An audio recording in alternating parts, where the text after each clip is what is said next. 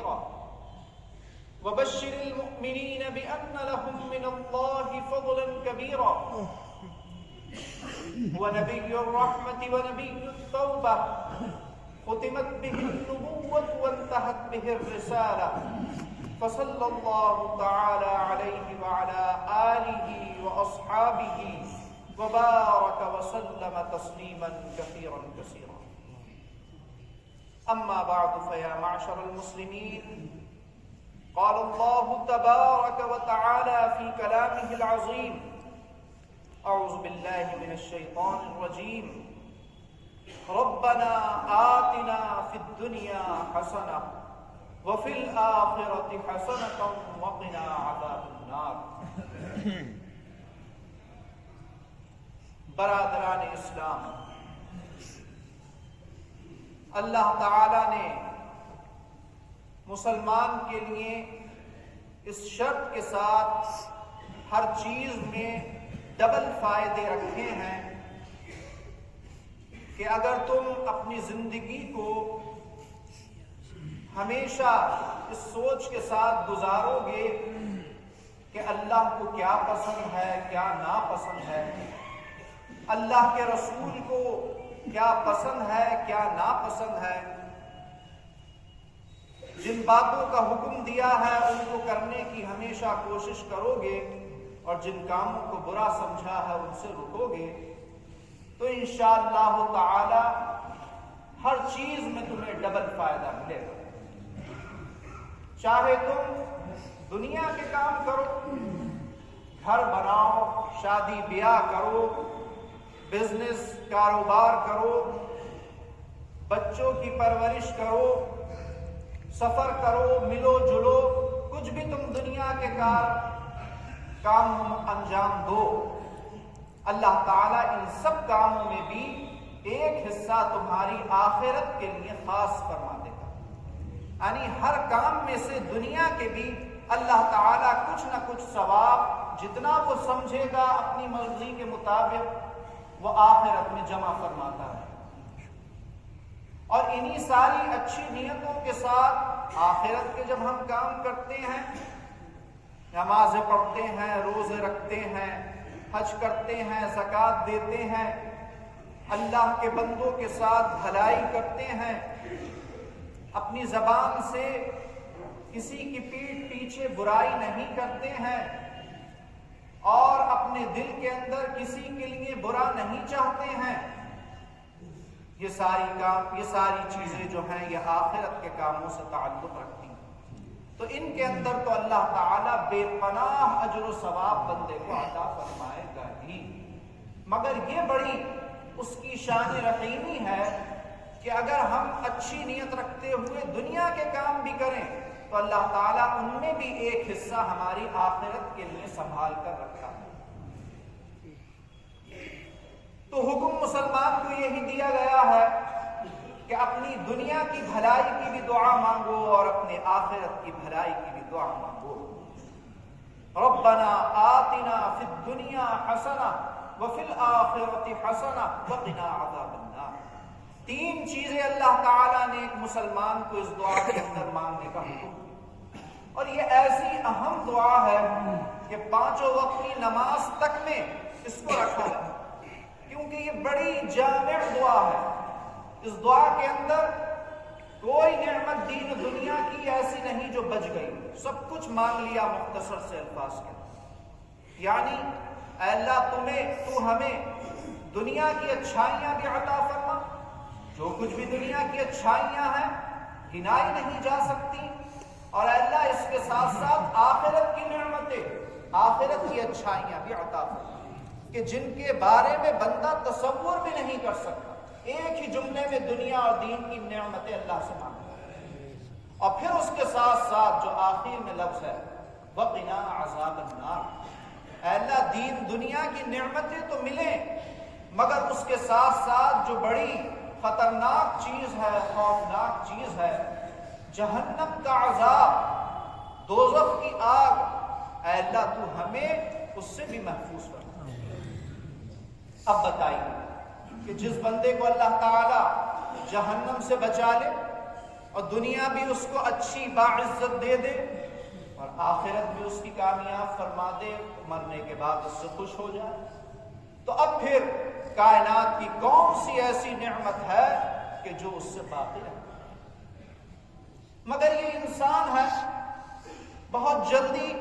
گھبرا جاتا ہے، پریشان ہو جاتا ہے۔ زندگی نام ہی اتار چڑھاؤ کا ہے۔ قرآن میں اس زندگی کے بارے میں اللہ کا فرمان ہے کہ وَتِلْكَ الْأَيَّامُ نُدَاوِلُهَا بَيْنَ النَّاسِ، اے لوگوں، یہ زمانے کا الٹ پھیر، یہ اتار چڑھاؤ، یہ دن رات کے پھیر، یہ لوگوں کے درمیان ایسے ہی چلتے رہتے ہیں۔ یعنی کبھی کسی کی زندگی ایک سی نہیں رہتی، کسی کی زندگی میں خوشی ہے تو کسی کی زندگی میں غم ہے، کوئی صحت کے ساتھ صحت مند زندگی جی رہا ہے تو کوئی اللہ محفوظ رکھے کیسے کیسے خطرناک امراض میں مبتلا ہے۔ اللہ تعالیٰ نے اس زندگی میں دکھانے کے لیے اور ایک دوسرے کو سبب دینے کے لیے سارے رنگ رکھے کہ دیکھو، تکلیف میں کسی کو دیکھو، پریشانی میں دیکھو تو اپنے سکون کے اوپر بے شمار بے حساب اللہ کا شکر ادا کرو کہ جو ہم سے ادا نہیں ہو سکتا۔ اگر اللہ تعالیٰ چین و سکون تمہیں دے، راحت و آرام کا زندگی میں وقت آئے تو یہ مت سوچو کہ یہ میری کوششوں کی وجہ سے ہے، میں نے یوں کیا اور میں نے یہ محنت کی اور میں نے یہ ترقی حاصل کی تو اس وجہ سے مجھے زندگی میں یہ چین ملا، ہرگز نہیں۔ سب کچھ اللہ تعالیٰ کے رحم و کرم کا۔ اللہ تعالیٰ سکون دیتا ہے تو وہ بھی آزمائش اور امتحان، اور تکلیف و غم دیتا ہے تو وہ بھی آزمائش و امتحان۔ دیکھنا چاہتا ہے کہ بندہ سکون کے اندر کیا مکمل طور سے سکون میں ڈوب جاتا ہے اور اپنے عیش میں اپنے آرام میں مجھے بھول جاتا ہے، یا جو سکون ہم نے اس کو دیا ہے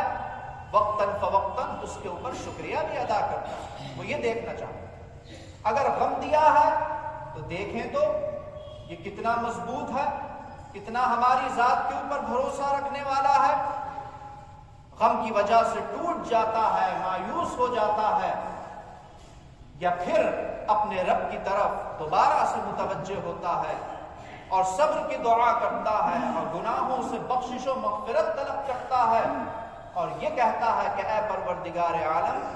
آزمائش اور امتحانات میں مجھے صبر عطا فرما۔ یہ ساری چیزیں اللہ تعالیٰ خوشی دے کر بھی دیکھتا ہے اور غم دے کر بھی بندے کو آزما کر دیتا ہے۔ اسی لیے اس دعا کا حکم دیا۔ کون ایسا انسان ہے کہ جس کی زندگی شروع سے آخر تک مکمل تکلیف ہو، اور کون سا ایسا بادشاہ ہے اپنے وقت کا، حکمراں ہے، مطلق العنان حکمراں ہے کہ جس کی زندگی شروع سے آخر تک سکون ہی سکون میں گزری ہو؟ کتنا بھی دنیا کا بڑے سے بڑا آپ انسان دیکھ لیجئے، اس کی تاریخ پڑھ لیجئے، اس کی زندگی کے بارے میں معلومات حاصل کر لیجئے، اگر یہ سوال کیا جائے کہ کیا شروع سے لے کر آخری سانس تک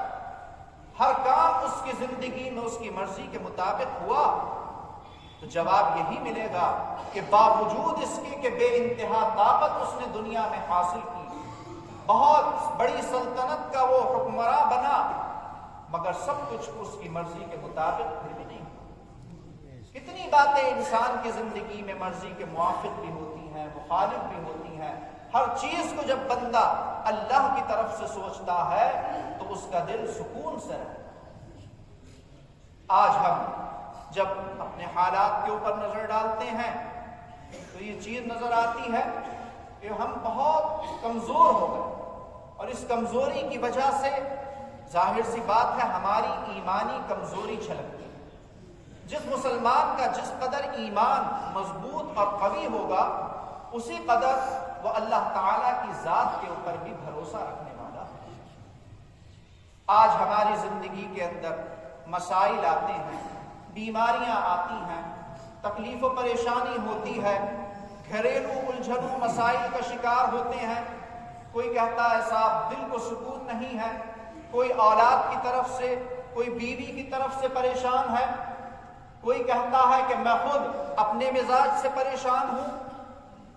تو یہ مختلف قسم کے مسائل جو آج سامنے آتے ہیں، اس کی وجہ یہی ہے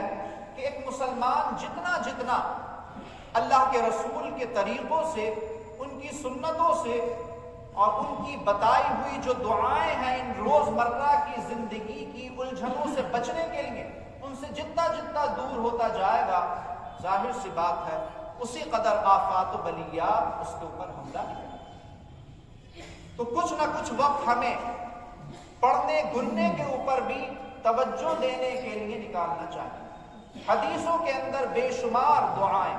بے شمار اوراد و وظائف نبی کے کریم صلی اللہ علیہ وآلہ وسلم نے ہمیں اپنی روزمرہ کی زندگی سے اور ان کے جو مسائل ہیں ان سے نبٹنے کے لیے تلقین فرمائی۔ جیسے کہ آپ نے فرمایا کہ غصہ جو ہے انسان کا، یہ بڑی بری چیز ہے۔ آپ دیکھ لیجئے، ہر ایک اپنے اوپر غور کر لے،